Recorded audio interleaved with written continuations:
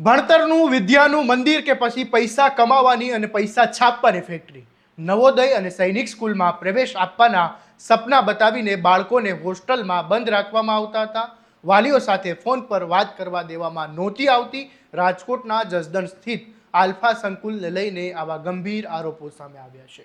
માસૂમ આયુષી બલદાણિયાના રહસ્યમય મોત બાદ જે તપાસ શરૂ થઈ હતી, હવે તે તપાસે ગુજરાતના શિક્ષણ જગતને હચમચાવી નાખ્યું છે. એવું એક મોટું કૌભાંડ સામે આવ્યું છે, જેમાં રાજકોટ જિલ્લાના જસદણ સ્થિત આલ્ફા સંકુલમાં માત્ર એક બાળકના રહસ્યમય મોતની તપાસ ચાલી રહી હતી, પરંતુ તપાસ આગળ વધતા એવો ખુલાસો થયો કે જેણે આખા ગુજરાતની શિક્ષણ વ્યવસ્થાની જ પોલ ખોલી નાખી છે. 697 વિદ્યાર્થીઓના ભવિષ્ય સાથે ખેલ થયો હોવાનો સત્તાવાર રિપોર્ટ સામે આવ્યો અને હવે સવાલ એ છે કે આ માત્ર એક સંકુલનું કૌભાંડ છે કે પછી આખા ગુજરાતમાં ફેલાયેલું શિક્ષણ માફિયાઓનું નેટવર્ક. આવો વિગતે વાત કરીએ આ અહેવાલમાં. નમસ્કાર, હું છું આસિફ કાદરી અને સ્વમાન સાથે તમારું સ્વાગત છે. જસદણના આલ્ફા સંકુલમાં ધોરણ 5માં અભ્યાસ કરતી 10 વર્ષની આયુષી બલદાણિયાના શંકાસ્પદ મોત બાદ શિક્ષણ વિભાગે તપાસ હાથ ધરી હતી. પરંતુ આ તપાસમાં જે સામે આવ્યું તે માત્ર હોસ્ટેલ કે કોચિંગ ક્લાસનો મુદ્દો નહોતો, પરંતુ સમગ્ર શિક્ષણ વ્યવસ્થાને હચમચાવી નાખે તેવો ખુલાસો હતો. જિલ્લા પ્રાથમિક શિક્ષણ અધિકારીના રિપોર્ટ મુજબ આલ્ફા સંકુલમાં રહીને રાજ્યના 31 શહેરના વિવિધ શાળાઓમાં કુલ 697 વિદ્યાર્થીઓ ડમી તરીકે અભ્યાસ કરતા હતા. કાગળ પર તેઓ પોતાની મૂળ શાળામાં હાજર બતાવવામાં આવતા હતા, જ્યારે હકીકતમાં તેઓ જસદણના આલ્ફા સંકુલમાં રહીને નવોદય અને સૈનિક સ્કૂલની પરીક્ષાની તૈયારી કરતા હતા.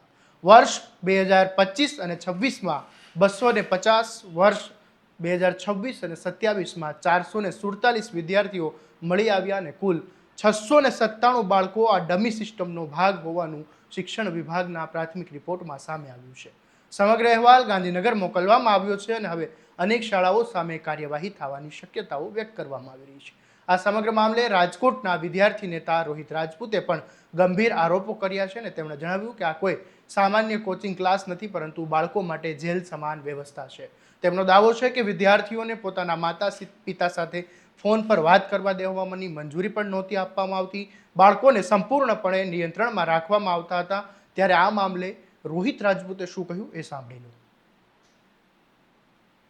લો. જસદણની આલ્ફા કોચિંગ ક્લાસીસની અંદર એક 5મા ધોરણમાં અભ્યાસ કરતી વિદ્યાર્થીનીના મોત બાદ જિલ્લા શિક્ષણ વિભાગે જે રીતના કોચિંગ ક્લાસીસ ઉપર સ્થળ ઉપર જે ઇન્સ્ટ્રક્શન કર્યું અને લગભગ 700 જેટલા વિદ્યાર્થીઓ અલગ અલગ 31 સ્કૂલની અંદર એમનું લિવિંગ સર્ટિફિકેટ એટલે એનું રજીસ્ટ્રેશન બોલતું હતું અને અહીંયા જસદણની અંદર એક સાહેબ ભૂતિયા સ્કૂલ ચાલુ હતી.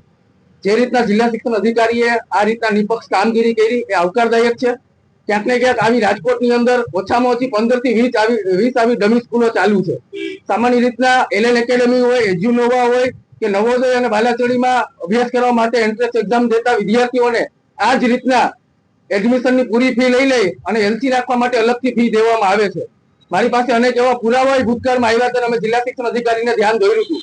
આ માત્ર રાજકોટ પૂરતો પ્રશ્ન નથી, સમગ્ર ગુજરાતની અંદર આવી રીતના સ્પર્ધાત્મક પરીક્ષાઓ જેમ કે બાલાચડી છે, નવોદય છે, સૈનિક સ્કૂલ છે, એ જ રીતના જેડબલઈ નીટની તૈયારીઓ કરતા કોચિંગ ક્લાસો એ વિદ્યાર્થીઓ પાસેથી લાખોની ફી લઈ અને લિવિંગ સર્ટિફિકેટ રાખવા માટે અલગ સ્કૂલો અલગ અલગ એની ફી અલગથી વસૂલતા હોય. એટલે ક્યાંક ને ક્યાંક ડમી સ્કૂલનું એક મોટું સ્કેમ છે, જેમાં રાજ્ય સરકારના શિક્ષણ વિભાગે મીઠી નજર હેઠળ આ ચાલતું હોય તેવું અમારું સ્પષ્ટપણે માનવું છે. રાજકોટની અંદર જ વાત કરવામાં આવે તો એલએન એકેડમી વર્ષોથી હજાર વિદ્યાર્થીઓની 4 લાખ ફી લઈ અને લિવિંગ સર્ટિફિકેટના અલગથી 40,000 રૂપિયા લે છે.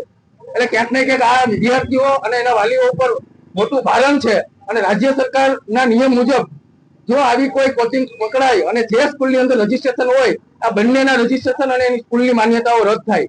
જે રીતના જિલ્લા શિક્ષણ વિભાગના ધ્યાને આવ્યું કે 31 રાજ્યની અલગ અલગ સ્કૂલોમાં વિદ્યાર્થીઓના રજીસ્ટ્રેશન આવ્યા છે, તો આ 31 સ્કૂલોની માન્યતા રદ થવાના નિયમ છે.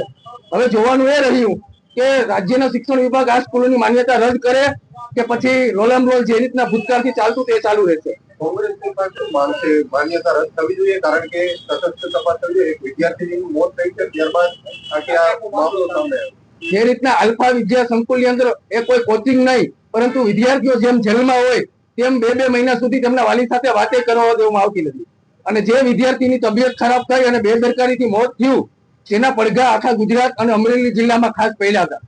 એટલે ખાસ કરીને અમારી તો સ્પષ્ટપણે માંગ છે કે આવા જેલ ટાઈપ જે કોચિંગ ડમી સ્કૂલો ચાલે છે અને જેને રજીસ્ટ્રેશન આ વિદ્યાર્થીઓના લીધા છે, વિદ્યાર્થી હાજર નથી પરંતુ તેને લિવિંગ સર્ટિફિકેટ મૂક એને પાસ આગલા ધોરણમાં મોકલે છે, એ સ્કૂલોની રાજ્ય સરકારના શિક્ષણ વિભાગના નિયમ મુજબ તો એની માન્યતા રદ થવાનો જોગવાઈ છે. પરંતુ મારા ખ્યાલ મુજબ હજુ સુધી ગુજરાતની આવી કોઈ સ્કૂલ ઉપર માન્યતા રદ સુધીના પગલા લીધા નથી. એટલે ક્યાંક ને ક્યાંક આમાં રાજ્ય સરકારનો શિક્ષણ વિભાગ પ્રોત્સાહન આપતું હોય, જેને લીધે દિવસે ને દિવસે આવી રાજ્યની અંદર ડમી અને ભૂતિયા સ્કૂલોની સંખ્યા વધી રહી છે અને તેનું સીધું ભારણ એ ક્યાંક ને ક્યાંક વાલીઓ ઉપર પડી રહ્યું છે. તો આ હતા રોહિત રાજપૂત. રોહિત રાજપૂતે કહ્યું કે આ માત્ર જસદણ પૂરતો મુદ્દો નથી, પરંતુ સમગ્ર ગુજરાતમાં ફેલાયેલું શિક્ષણ માફિયાઓનું રાજ્યવ્યાપી નેટવર્ક છે. તેમણે આ સમગ્ર કાર્યવાહી અને સમગ્ર કૌભાંડની ઉચ્ચ સ્તરીય અને નિષ્પક્ષ તપાસ કરવાની માંગ કરી છે. સૌથી મોટો સવાલ એ છે કે જો એક જ સ્કૂલમાં, એક જ જે સંકુલ છે એની અંદર 697 બાળકો ડમી તરીકે ભણતા હોય તો 2 વર્ષ સુધી શિક્ષણ વિભાગને તેની ખબર કેમ નહીં પડી હોય? આ સવાલ થવો એ વ્યાજબી છે. ઓનલાઈન હાજરી કેવી રીતે પુરાતી રહી હશે અને આ સમગ્ર ગોટાળામાં કેટલી શાળાઓ, કેટલા લોકો સંડોવાયેલા છે? આયુષીના મોતે માત્ર એક પરિવારનો દીવો નથી બુઝવ્યો, પરંતુ ગુજરાતના શિક્ષણ જગતમાં ચાલતી વર્ષોથી રહેલી એક ગંભીર ગેરરીતિને પણ ઉજાગર કરી છે. હવે જોવાનું એ રહેશે કે સરકાર માત્ર તપાસના આદેશો સુધી સીમિત રહે છે કે પછી શિક્ષણ માફિયાઓ સામે ખરેખર કડકમાં કડક કાર્યવાહી થાય છે. આવા દરેક અપડેટ માટે તમારા સ્વમાનને ફોલો અને સબસ્ક્રાઇબ કરી દેજો અને આ વિડીયોને વધુમાં વધુ શેર કરવાનું ભૂલતા નહીં. અને આ મામલે તમારું શું કહેવું છે અમને કોમેન્ટ કરીને જરૂરથી જણાવજો. નમસ્કાર.